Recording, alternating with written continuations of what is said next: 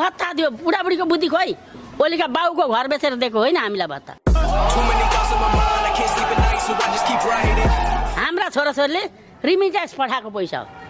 अनि आमा योभन्दा अगाडि चाहिँ कसलाई मतदान गर्नुहुन्थ्यो भन्न मिल्छ म त सबैलाई गर्थेँ ओलीले धनी पूर्जा दिन्छु भनेर खपै पाएर चोरले अब आयो भने जुत्ताको माला लाउँछु म टोलमा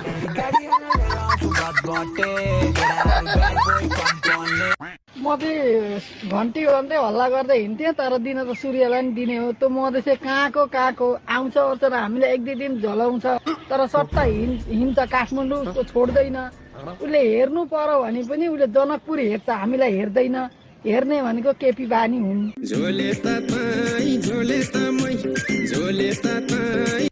मलाई भोट चाहिँ दिनु होला हजुर म घर दैलो गर्दै आएको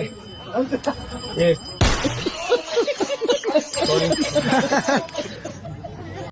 होइन कसले जित्छ कसले हार्छ कसैलाई मतलब छैन तर बाख्रो ब्याएन भने बोको कुटो चाहिँ पाइँदैन